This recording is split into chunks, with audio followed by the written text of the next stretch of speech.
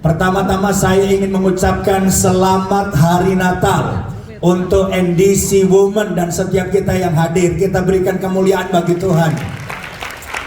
Doa saya berkat Natal, sukacita Natal turun di tengah kita. Tidak ada seorang pun yang tidak diberkati dengan sukacita. Semua pulang dengan sukacita. Bukan karena kado, bukan karena makanan, bukan karena apapun, tapi setiap kita mengalami lawatan Tuhan Yesus Sang Natal. Puji Tuhan. Tema dari Natal NDC Women kali ini adalah masterpiece. Apa sih yang dimaksud dengan masterpiece? Masterpiece itu artinya mahakarya atau karya yang agung. Dan itulah Natal. Natal itu mahakarya atau karya agung Allah untuk menyelamatkan manusia berdosa dari dosa dan neraka yang kekal. Belum pernah terjadi sebelumnya. Makanya Natal benar-benar masterpiece karena Allah berkenan menjadi manusia. Natal adalah bukti kasih dan karya terbesar Allah bagi dunia yang terhilang, yang menuju kepada kebinasaan. Hari ini saya akan bacakan beberapa ayat Natal. Nanti kita renungkan bersama. Memang Natal adalah masterpiece, karya agung Tuhan yang luar biasa. Pertama kita lihat Yohanes 3 ayat 16, ayat yang terkenal sekali. Saya akan bacakan. Karena begitu besar kasih Allah akan dunia ini, sehingga ia telah mengaruniakan anaknya yang tunggal, supaya setiap orang yang percaya kepadanya tidak binasa, melainkan beroleh hidup yang kekal. Itulah Natal yang disebut masterpiece. Allah yang begitu mengasihi dunia, Dia kirim anaknya yang tunggal Yesus, ya, untuk lahir, melayani, dan ujungnya mati di kayu salib. Tujuannya apa? Untuk menebus dosa kita, supaya setiap saudara dan saya yang percaya kepada Yesus tidak binasa, melainkan beroleh hidup yang kekal. Siapa yang percaya? Saudara yang sudah terima Yesus, terima Natal, kapanpun kita mati nggak perlu takut, karena kita punya sorga. Yang percaya lambaikan tangan saudara. Ini berkat terbesar loh saudara, lebih dari semua kado-kado Natal. Kita semua yang terima Yesus, terima Natal, kita punya sorga, kita punya rumah di sorga. Yang bersyukur kita berikan kemuliaan bagi Tuhan. Ayat yang lain misalnya Yohanes 1 ayat 14, ini juga ayat Natal. Firman itu telah menjadi apa? Manusia, itulah Yesus, dan diam di antara kita, dan kita telah melihat kemuliaannya, yaitu kemuliaan yang diberikan kepadanya sebagai anak tunggal Bapa, penuh kasih karunia dan kebenaran. Ini juga Natal, masterpiece. Allah Sang Firman itu menjadi manusia, namanya Yesus, dan Dia waktu di dunia tinggal bersama-sama dengan manusia. Tujuannya tadi dikatakan jelas, untuk kemudian lahir, melayani, ujungnya mati di kayu salib untuk menyelamatkan setiap orang yang percaya kepada Yesus. Satu ayat lagi pendahuluan, Lukas 2 ayat 11. Ini juga ayat Natal. Hari ini telah lahir bagimu apa? Juru selamat. Kenapa dikasih nama juru selamat? Ya karena memang Yesus adalah pribadi yang sanggup untuk apa? Menyelamatkan. Tidak ada nama lain yang bisa menyelamatkan. Yesuslah satu-satunya juru selamat, yaitu Kristus, Tuhan di kota Daud. Kota Daud itu maksudnya apa? Bethlehem, itu kota Daud. Jadi saudara-saudara, ayat-ayat yang tadi kita baca bersama itulah Natal, masterpiece, karya agung Allah yang tidak ada duanya. Allah menjadi manusia, namanya Yesus, untuk menyelamatkan manusia. Jadi tujuan Natal untuk menyelamatkan manusia dari hukuman kekal di neraka. Tapi tidak berhenti sampai menyelamatkan kita dari hukuman.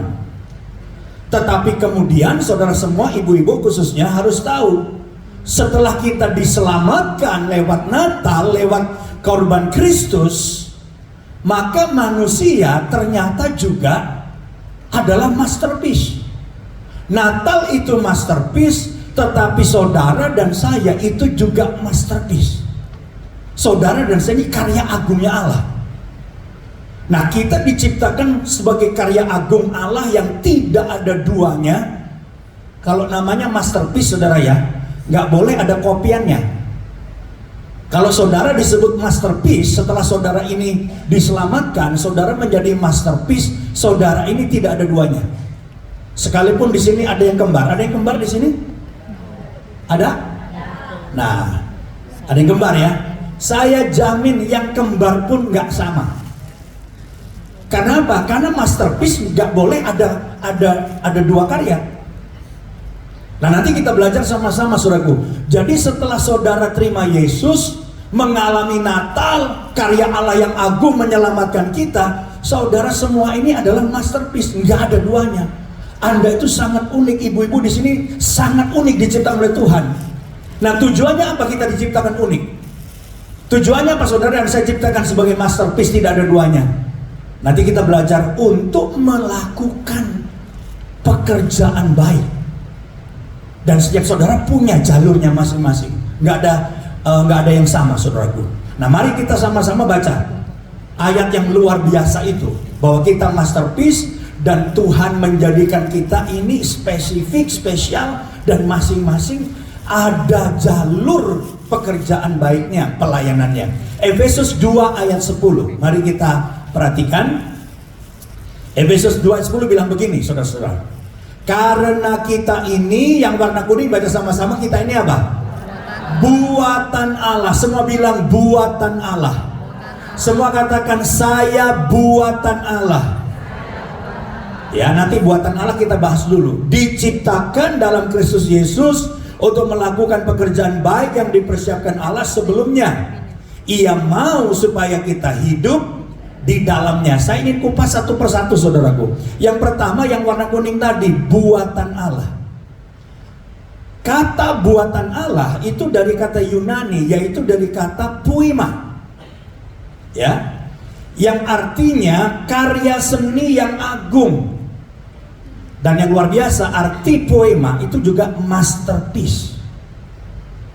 Jadi kita semua ini diselamatkan lewat karya agung masterpiece Allah. Dan ternyata kita ini di dalam Tuhan setelah percaya kepada Yesus, kita semua juga adalah masterpiece. Amin, saudara-saudaraku, karya agung Allah. Hanya kenapa kok kita perlu terima Yesus? Karena manusia yang diciptakan luar biasa itu jatuh dalam dosa.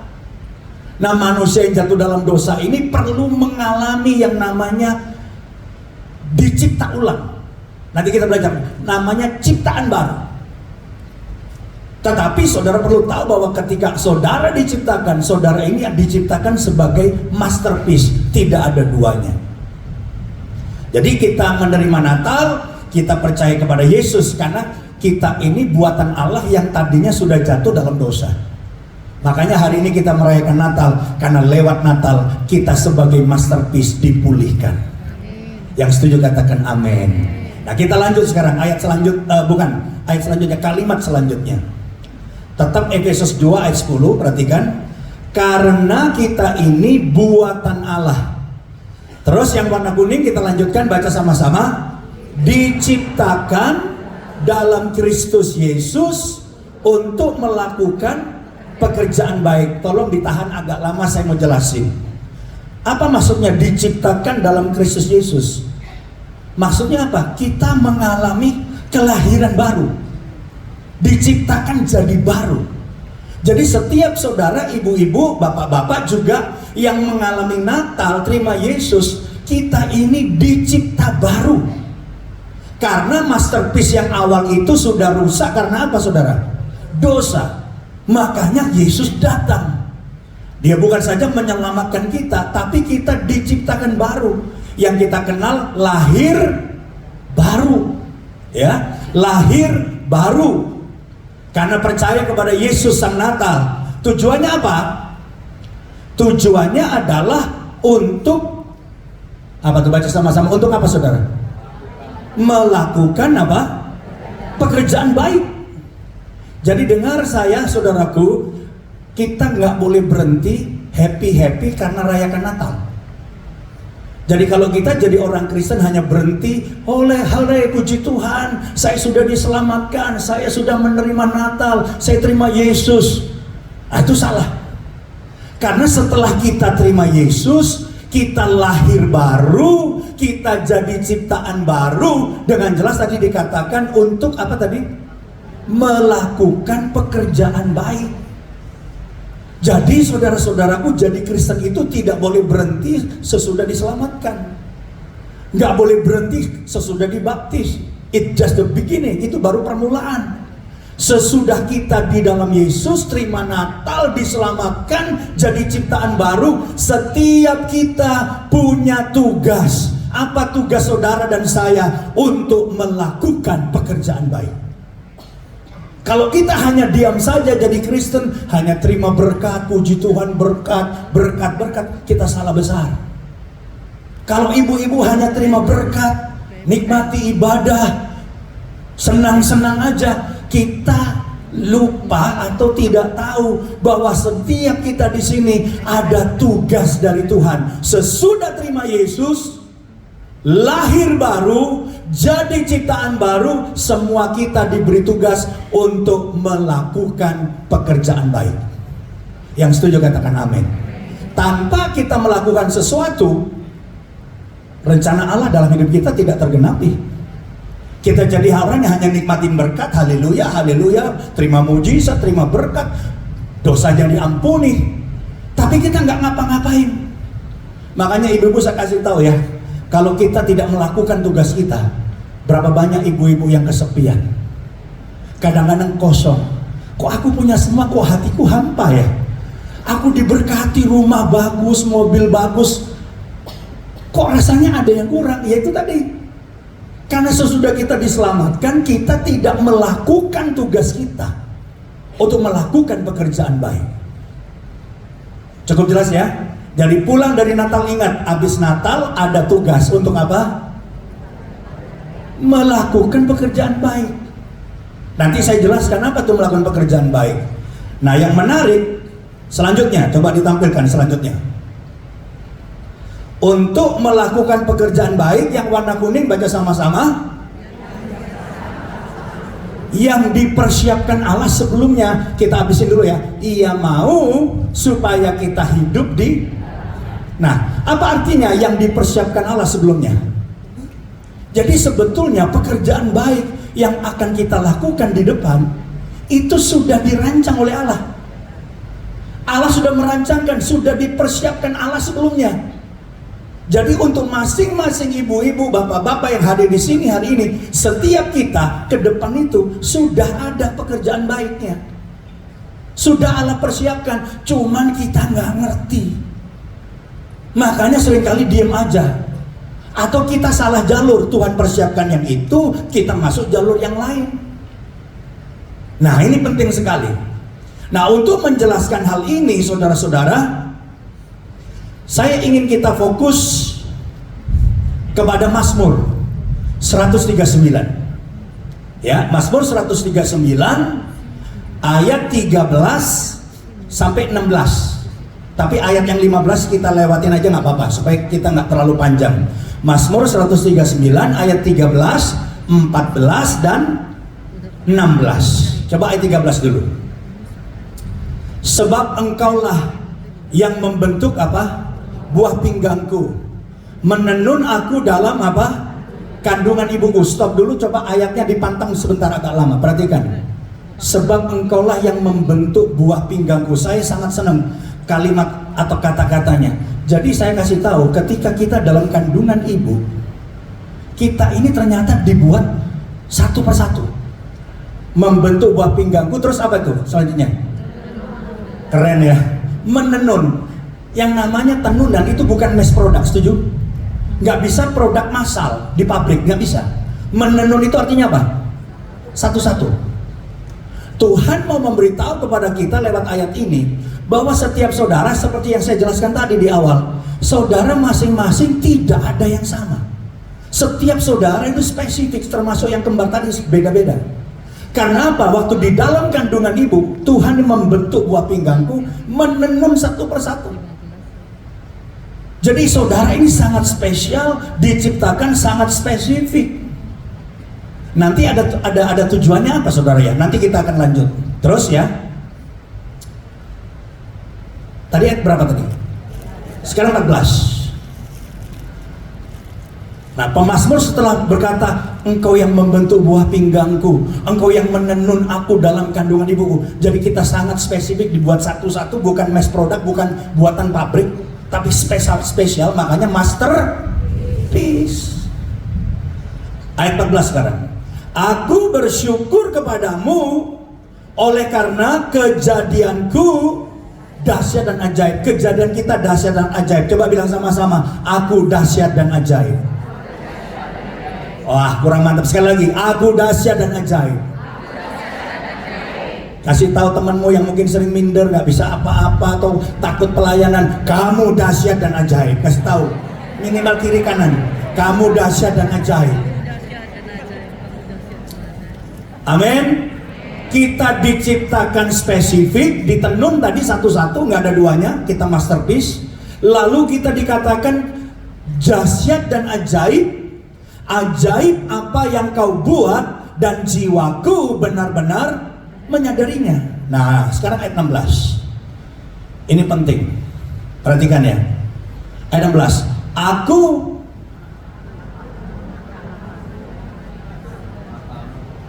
Bentar, tadi betul ya 16 ya, coba cek dulu. Betul. Ayat 16 ya, kita baca sama-sama 2, 3. Matamu melihat selagi aku bakal anak. Terus, dan dalam kitabmu semuanya tertulis hari-hari yang akan dibentuk sebelum ada satupun daripadanya. Nah ini keren sekali nih. Ada hubungannya dengan ayat Efesus 2:10 tadi, bahwa Tuhan telah mempersiapkan apa? Perbuatan baik yang harus kita kerjakan. Jadi ada penetapan Tuhan loh dalam hidup kita. Saudara mau bilang nasib terserah, tapi Alkitab ada ayatnya bahwa di depan pelayananmu perbuatan baik akan kau lakukan, sudah dipersiapkan Allah. Lalu ayat ini berkata apa? Waktu kita masih dalam kandungan ibu, masih bakal anak, Tuhan udah lihat saudara. Lalu dikatakan, dan dalam kitabmu semuanya apa? Tertulis hari-hari yang akan dibentuk sebelum ada satupun daripadanya. Jadi saudara belum lahir, hari-harimu sudah tertulis. Saudara mau sebut apa terserah. Tapi kalau saudara bilang, kebetulan, nggak kebetulan, dalam kandungan ibu, dalam kitabnya Tuhan, hari-harimu itu sudah tertulis semua. Nah ini saya jelaskan kenapa ada hubungannya saudara sebagai masterpiece. Saudara tidak ada duanya. Kenapa engkau dibentuk buah pinggangmu spesial? Kenapa engkau ditenun?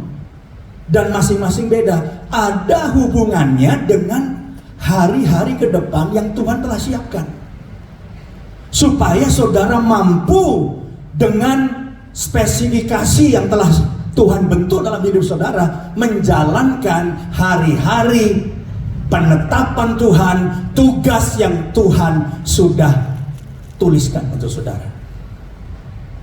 Yang nangkep bilang amin. Jadi kalau saudara tanya, kalau gitu tugas saya Tuhan sudah tulis. Iya. Setiap beda-beda. Jadi saudara ini akan ke sana, akan kemana, akan melakukan apa? Sebelum kamu lahir, kata Alkitab, hari-hari yang akan kau jalani sudah ditulis. Kalau begitu, Pastor, ada hubungannya nggak dengan spesifikasi saya waktu ditenun? Ada. Saudara akan ditenun, akan dibentuk untuk menjalankan hari-hari yang telah Tuhan tetapkan.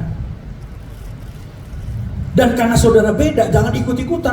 Oh, booster semua, nggak bisa.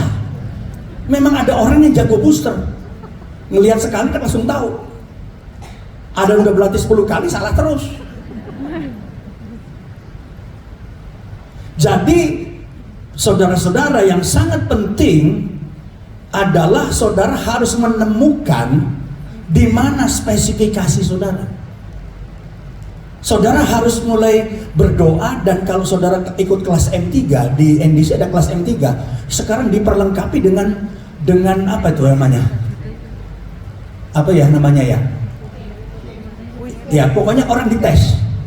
Dengan pertanyaan-pertanyaan itu, saudara bisa ketahuan, oh ternyata saudara bakatnya ini. Makanya sebetulnya dalam gereja NDC, orang pelayanan itu harus lulus M3. Karena saudara akan diarahkan berdasarkan apa? Hasil tes. Oh saudara ini nggak bisa nyanyi nih karena fals suaranya. Jangan daftar di singer terus. Amin saudara. Jadi dari bakatmu bisa dicek. Karena saudara itu bukan mass product, Anda ditenun. Masing-masing saudara berbeda. Dan saudara adalah masterpiece. Tidak ada duanya. Sangat spesial. Amin saudara, coba semua bilang, saya istimewa. Saya sangat khusus. Dan ini ibu-ibu harus tahu bahwa Tuhan punya rencana yang besar. Bahwa lewat masterpiece Allah Natal itu, kita semua diselamatkan, tidak berhenti sampai selamat. Ada tugas buat saudara. Jadi saya mau sampaikan pulang dari Natal, bilang, Tuhan, aku sadar aku punya tugas. Aku diberkati bukan cuma belanja, shopping, makan-makan, enggak, ada penugasan untuk setiap kita. Dan Tuhan sudah menulis itu. Tuhan telah mempersiapkan, Efesus 2 tadi ya, 10 berkata, yang telah dipersiapkan Allah, perbuatan baik itu, pelayanan kita. Hari ini berdoalah. Karena saya tahu ada potensi yang sangat besar dalam wanita. Kalau wanita ngerti tugasnya, tahu posisinya, dan sungguh-sungguh dalam Tuhan, dahsyat saudara, luar biasa. Kegerakan-kegerakan besar seperti di Wales itu terjadinya karena apa? 7 wanita aja. 7 wanita yang sadar panggilannya, mereka punya panggilan tuh suka berdoa. Jadi ada orang yang passionnya doa. Jadi doa 2 jam, 3 jam nikmatin. Kalau Anda bukan pendoa, jangan 2 jam, 3 jam, jangan. Pasti tidur saudara. Ini 7 wanita saudaraku yang memulai kegerakan di Wales. Waktu itu Wales mengalami kegelapan secara moral.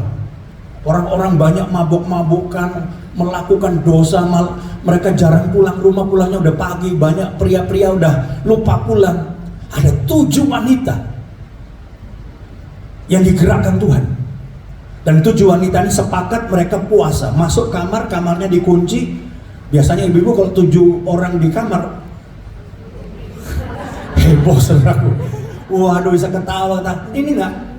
7 wanita ini panggilannya memang berdoa, suka doa. Dan mereka puasa, cuma minum. Hari pertama mereka puasa, nggak terjadi apa-apa. Hari kedua mereka puasa, nggak terjadi apa-apa. Hari ketiga mereka puasa dan doa, nggak terjadi apa-apa. Hari ketujuh, waktu mereka sedang gandengan tangan berdoa di kamar itu, tiba-tiba ada lawatan Tuhan di situ. Dan tiba-tiba 7 wanita ini rebah saudaraku. Begitu 7 wanita ini rebah, di situ dimulailah KKR besar-besaran di Wales. Jadi nggak ada yang khotbah. Tiba-tiba orang lagi duduk mabuk-mabuk di bar gitu ya, tiba-tiba bisa nangis. Aku di mana ini? Kok aku hidup begini? Pulang.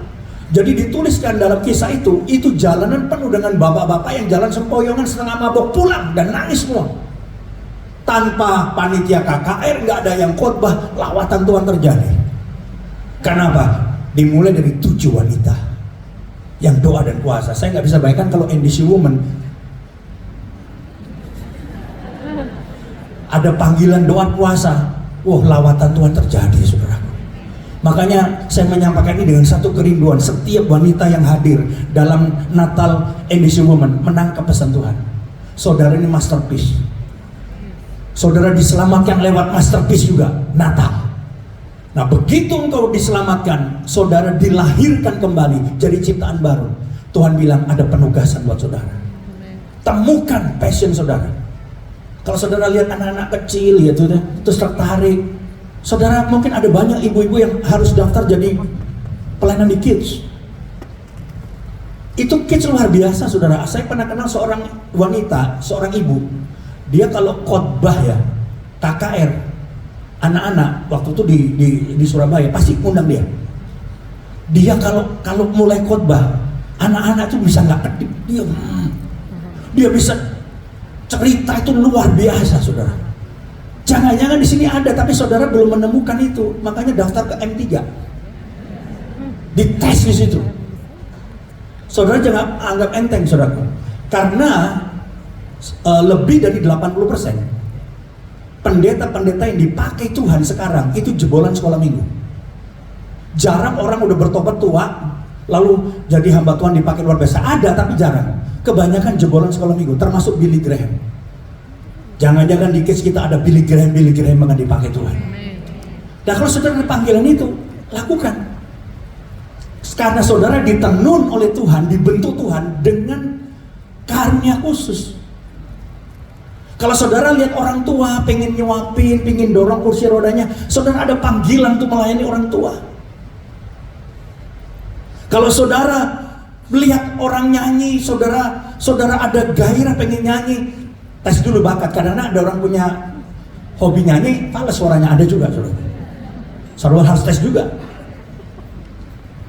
Atau saudara ada yang punya kesukaan berdoa, saudara punya tenunan itu khusus untuk duduk dan berdoa. Maka revival akan terjadi di NDC, di Jakarta, bahkan Indonesia.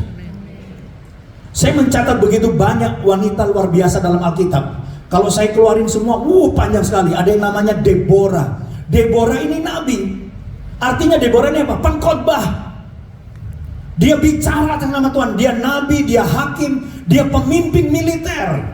Dia pemimpin yang kuat, yang berani, dan dia beriman. Siapa tahu di sini ada pengkhotbah wanita yang dipakai Tuhan. Sekarang jarang pengkhotbah wanita, saudaraku. Saya rindu ada wanita-wanita yang akan dipakai jadi pengkhotbah, jadi nabi yang akan dipakai Tuhan. Siapa lagi? Esther, Ratu Persia. Dengan kecerdasannya, dia berani dan dia membuat sejarah. Dia menyelamatkan bangsanya sendirian, saudara. Seorang wanita yang luar biasa, Esther. Maria ibu Yesus juga luar biasa, imannya, ketaatannya luar biasa. Ruth, menantu yang setia, penuh cinta terhadap mertua, dan dia dipakai Tuhan luar biasa juga, ya. Lydia, pengusaha kain ungu yang membuka rumahnya untuk pertemuan jemaat dan yang mensupport pelayanan penginjilan. Hari Minggu kemarin saya baru pulang dari Surabaya. Lah pendetanya, gembalanya bilang sama saya, "Pastor, di sini nih kadang-kadang saya mesti bijaksana. Kenapa? Yang mau menjemput pendeta dari airport itu berebut." Sampai saya bilang, karena ini gereja ngundangin pendeta terus. Saya dari datang dijemput dengan mobil yang terbaik yang mungkin yang ada di Surabaya, saudara. Pulangnya diantar dengan mobil yang terbaik. Dan saya tanya, semua yang kirim mobil ibu-ibu.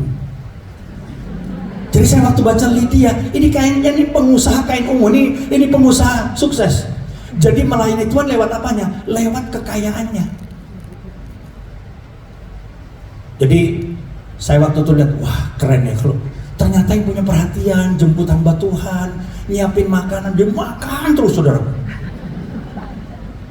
Waktu saya pulang dari hotel, ada banyak sekali makanan. Itu yang kirim ibu-ibu yang cinta Tuhan. Yang di hotel tuh banyak yang ngobrol sama saya, boleh nggak ini bingkisan-bingkisan nih nggak saya bawa, saudara. Saya tergolong orang yang malas bawa bingkisan, saudara. Gitu. Jadi saya tinggal di hotel, dibagi-bagilah. Udah berangkat ke airport. Saya udah senang sama anak saya kan berdua, jadi bawa koper aja berdua. Begitu turun, minta ampun, saudara. Ternyata di dalam mobil ada banyak bingkisan. Ini titipannya ibu ini titipannya ibu ini. Nggak ada bapak-bapak, ibu-ibu. Jadi ibu-ibu ini kalau dipakai Tuhan luar biasa, dia memperhatikan hal seperti itu. Yang bapak-bapak enggak. Akhirnya kita jalan sampai tantangan begini, saudara. Karena saya nggak bisa bawa lagi karena banyak dan bawa pulang. Artinya apa? Ada banyak orang seperti Lydia, diberkati Tuhan, dia mikir, oh tempat nggak ada, aku sediakan tempat. Oh penginjilan nggak ada dana, aku kasih dana. Karena dia pengusaha wanita. Jadi setiap saudara itu ada tenunannya beda-beda. Berdoa, kalau perlu tes di M3, temukan kekuatan saudara. Kenapa? Ini khotbah masterpiece, saya percaya nggak kebetulan. Setiap saudara adalah masterpiece, karya agung Allah, dan saudara tidak ada duanya. Walaupun kembar pasti beda, karena engkau ditenun satu persatu oleh Tuhan. Tuhan akan pakai hidup saudara. Saya berdoa akan ada lawatan Tuhan di Indonesia, di Jakarta, lewat ibu-ibu. Saya rindu dengar ada ibu-ibu yang ada karunianya doa kumpul, doa puasa, supaya lawatan seperti di Wales terjadi. Bayangkan gak ada KKR, satu kota dilawat Tuhan. Bapak-bapak tiba-tiba yang mabuk-mabuk di tempat-tempat gak benar pulang nangis, saudaraku. Jadi Allah intervensi langsung, karena ada 7 wanita yang doa. Saya percaya di tempat ini banyak orang akan dipakai Tuhan dengan luar biasa. Jadi ingat, saudara udah ditulis nih. Engkau diciptakan untuk bisa melakukan yang Allah tulis. Ini tugas buat saudara. Temukan rencana Allah dalam hidupmu, dan akan dipakai Tuhan dengan luar biasa. Pemain musik bisa siapkan diri. Kita berikan kemuliaan bagi Tuhan. Haleluya. Haleluya. Saya ingin sebelum kita nanti ada acara selanjutnya, saya ingin ambil waktu 1-2 menit atau paling lama 3 menit lah gitu ya. Saya mau berdoa secara khusus.